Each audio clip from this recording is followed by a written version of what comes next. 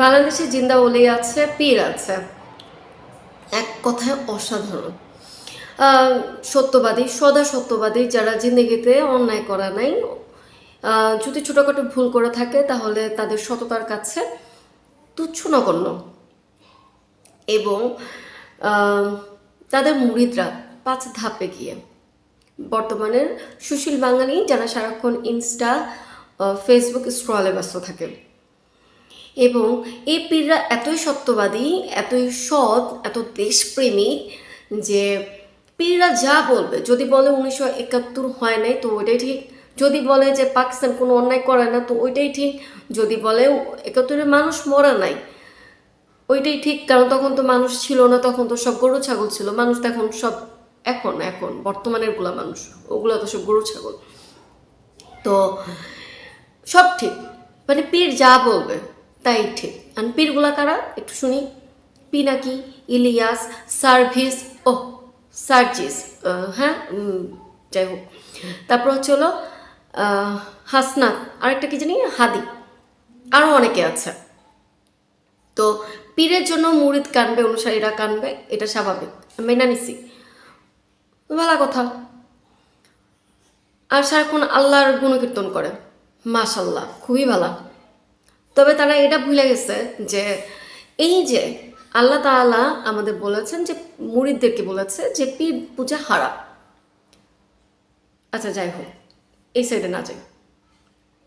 তো আমার প্রশ্ন হলো, এই যে এত এত মেলা ভালা মানুষ, সৎ মানুষ, এদের তো উত্তরসূরি থাকবে, প্রজন্মর পর প্রজন্ম, মানে নাতিনাত করে আসবে, তাদের আবার নাতিনাত করে আসবে, মানে সব সৎ দেশপ্রেমিক আসবে, সারা পৃথিবীতে ছড়িয়ে ছিটিয়ে পড়বে, সবাইকে ভালো পথে রাখবে।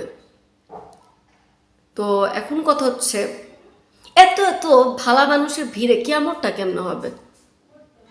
বাংলাদেশে যে লেভেলের সুশীল আদর্শ, মানে দেশপ্রেমিকরা ভরা, এইগুলোর উত্তরসূরিরাও তো আসবে। তো মানে এত মেলা মেলা ভালো দেশপ্রেমিকদের আদর্শবান, হ্যাঁ, এত তো ভালা মানুষের মধ্যে কেমনটা কেমন হবে?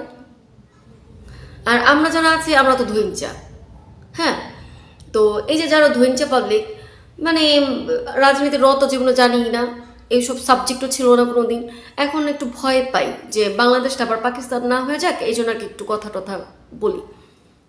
ধৈঞ্চা পাবলিক আছি, এরা তো এত ভালো মানুষের ভিড়ে থাকবো না, হ্যাঁ, বোতাগি শেষ হয়ে যাবো, কট খেয়ে যাবো, মইরা যাবো, ভালো কথা, জন্মেছি মরতে হবে ইনশাল্লাহ। তো এখন কথা হচ্ছে যে আমি কিন্তু জানি না এটার উত্তরটা কি, মানে কেমনটা কেমনে হবে এত মেলা ভালা মানুষের ভিড়ে, কেমনে হয়? অবশ্যই আমরা একটু জানাবেন। আপনারা যদি জানি না থাকেন আমরা জানাইবেনই, জানাইবেন, আমি জানতে চাই।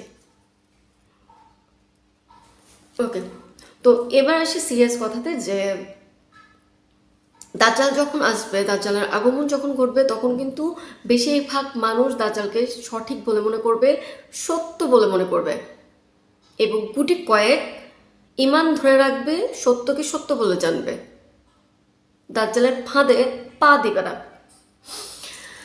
আর দাজ্জালের ফিতনা সম্পর্কে আমরা সবাই অবগত, আমরা জানি যে দাজ্জাল কি করতে জানে, এবং দাজ্জালের ফিতনা অবশ্যই সব জায়গাতে ছড়িয়ে